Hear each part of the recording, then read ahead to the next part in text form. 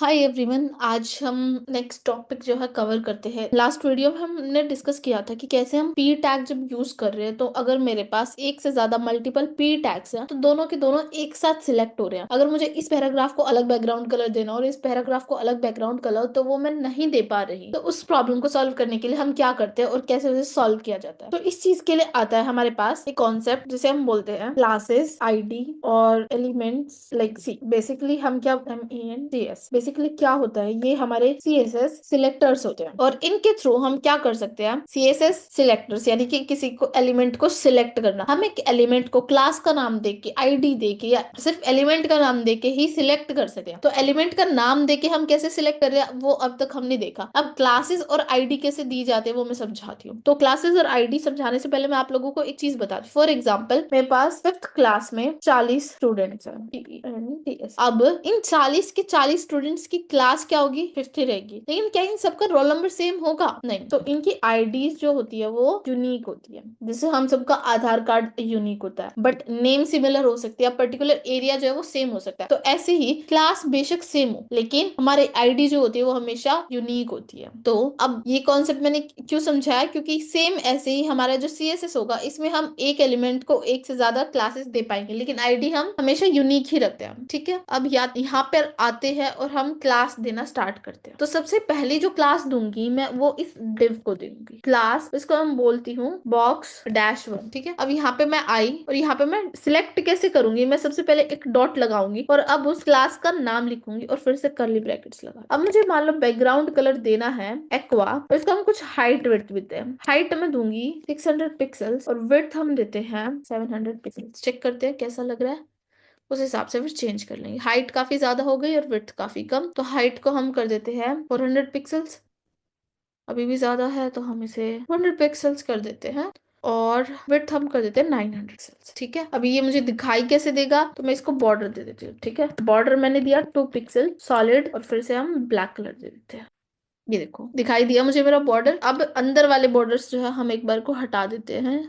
ये देखो आ गया। अब क्या करेंगे हम लोग, अब हमने देखा कि हम डिव को कैसे एक बैकग्राउंड कलर दे पा रहे हैं, उसको हम सारी चीजें दे पा रहे हैं। अब इसके अंदर के पैराग्राफ को मुझे चूज करना है, तो उसके लिए मैं क्या करूंगी, दोनों पैराग्राफ को हम क्या करते हैं वापस से अलग अलग क्लास देके देखते हैं। तो इसको हम बोल देते हैं पैरा वन और इस वाले पैराग्राफ को हम बोल देते हैं पैरा टू। ठीक है, अब मैं यहाँ पे आई और यहाँ पे मैं लिखूंगी डॉट पैरा वन और यहाँ पे मैं देती हूँ डॉट पैरा टू। अब पैरा वन का जो बैकग्राउंड कलर है, जो भी स्टाइलिंग हमने ऊपर दिया है, उन सबको मैं एक बार कमेंट करती जा रही हूँ। ठीक है, अब इस पैरा वन को मैं क्या बोलूंगी, यहाँ पे मैं बैकग्राउंड कलर देती हूँ सी। अब यहाँ से ये बैकग्राउंड कलर हट चुका है, इसको मैं दूंगी येलो और इस वाले को मैं बैकग्राउंड कलर देती हूँ एलाइस सी। दोनों का अब बैकग्राउंड कलर बिल्कुल डिफरेंट है। सेम वे अब मुझे जिसको जो भी स्टाइलिंग देनी है वो मैं यहाँ पे आराम से लिख सकती हूँ। फोंट साइज मुझे इसे 14 पिक्सल देना है, इसका फोंट साइज मुझे क्या रखना है मैं यहाँ पे अलग से डिसाइड कर सकती हूँ।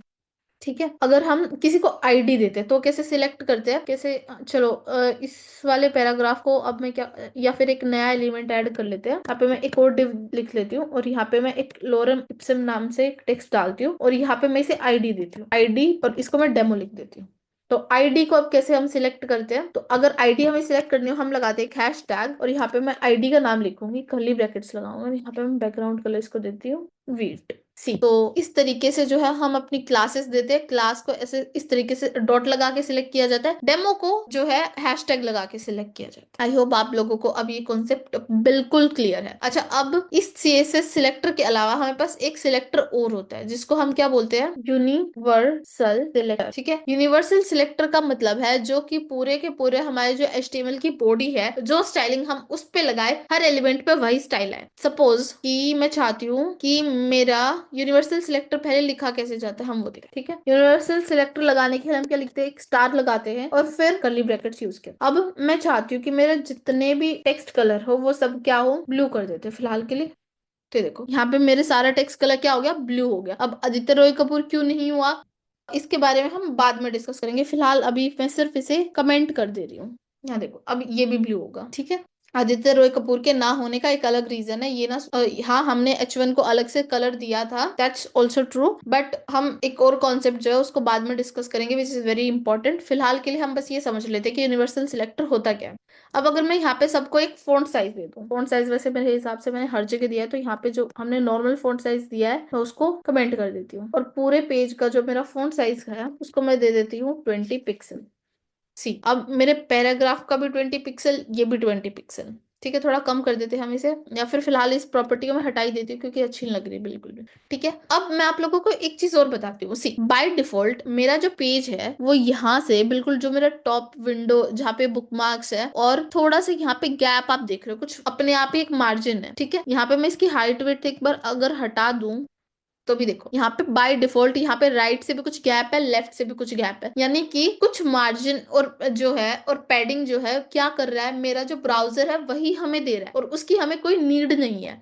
और अब जब हम खुद से मार्जिन पैडिंग देंगे तो कई बार क्या होता है, वो प्रॉपर्टीज कॉन्फ्लिक्ट करती है, तो उसके लिए हम हमेशा यूनिवर्सल सिलेक्टर में क्या लिखते हैं, हम हमेशा लिखते हैं मार्जिन 0 और पैडिंग बाय डिफॉल्ट जो है वो 0 है। ठीक है, अब यूनिवर्सल सिलेक्टर में एक चीज और लिखी जाती है जिसके बारे में हम बाद में डिस्कस करेंगे। अभी के लिए हमें सिर्फ क्या समझना था, हमारा यूनिवर्सल सिलेक्टर समझना था। अच्छा, एलिमेंट्स को सिलेक्ट करने का एक तरीका और भी होता है। मैं क्या कर रही हूँ फिलहाल के लिए, इस पूरे के पूरे पेज को मैं थोड़ा सा कमेंट कर देती हूँ और इस पेज को भी मैं पूरा कमेंट कर देती हूँ। हम क्या करते हैं, चलो इसको छोड़ के हम एक दूसरा पेज ले, हम यहाँ से लाइव चलेंगे अब। ठीक है, ये पेज मेरा पूरा खाली है, यहाँ पे मैंने क्या किया, एक्सक्लेमेशन मार्क लगाया। ठीक है, और यहाँ पे हम क्या लिखेंगे, मैं एक डिव क्रिएट कर लेती हूँ और डिव के अंदर में एक पैराग्राफ है जिसके अंदर लिखा है टेक्स्ट मेरा लॉरम इप्स। इसी डिव के अंदर मेरा एक H1 है, उसमें मुझे लिख रहा है स्टाइलिंग। ठीक है, ये मेरा टेक्स्ट अब आ चुका है। अब मुझे क्या करना है, इस H1 को सिलेक्ट करना है और एक P टैग को सिलेक्ट करना है।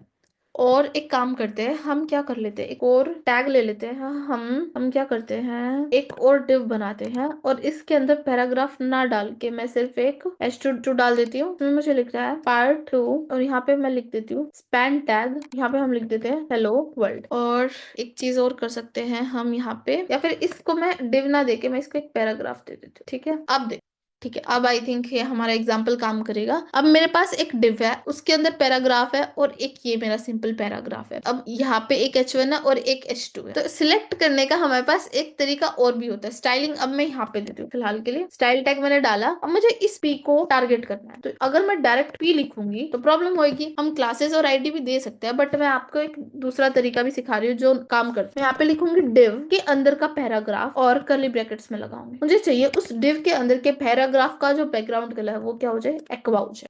लग गया, इसको हम बोलते हैं, एक सेकंड में इसके लिए एक टर्म लिखा था, डिसेंडेंट सिलेक्टर्स। ठीक है, हम इसके लिए एक तरीका और भी यूज कर सकते हैं। क्लास मैंने लिखा, क्लास मैंने दे दी बॉक्स। ठीक है, अब आपको पता ही है मैंने आपको स्टार्टिंग में एक चीज क्या बोली थी कि जो हमारे क्लास नेम होते हैं वो रिपीट करते हैं। तो फॉर एग्जाम्पल मेरे पास क्या होता है, दो डिव्स है, दोनों का नेम क्या है, बॉक्स है, दोनों के अंदर की जो क्लास है वो क्या है, बॉक्स है। अब इसको मैं डिलीट कर देती हूँ और यहाँ पे मेरे पास क्या है, एक लिस्ट हम बना लेते हैं। लिस्ट के अंदर यूएल अनऑर्डर्ड लिस्ट हम बना रहे हैं, 1 UL 2 UL 3, ये मैंने डाला।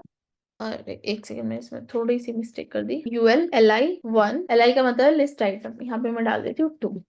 ठीक है, अब मेरे पास क्या है, दो बॉक्सेस हैं। हम जो क्लास का नाम जो है वो रिपीट हो सकता है। अब मुझे चाहिए कि मैं इस H1 को सिलेक्ट करूं, तो वो मैं और कैसे कर सकती हूँ, मैं यहाँ लिख सकती हूँ डॉट बॉक्स के अंदर हम क्या चूज करने वाले हैं, जो मेरा H1 है उसको हम सिलेक्ट करेंगे और उसको मुझे बैकग्राउंड कलर देना है पिंक।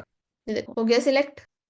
इस तरीके से भी जो है बहुत बार हम सिलेक्ट करते हैं, इसको हम डिसेंडेंट सिलेक्टर्स बोलते हैं और बहुत जगह आप इसका यूज भी देखोगे। तो ये सिलेक्टर्स वाला जो टॉपिक है वो मेरा कवर हो चुका है। इससे रिलेटेड बाकी चीजें जो होंगी वो हम अगले वाली वीडियोस में डिस्कस करेंगे। For now thank you so much, bye bye.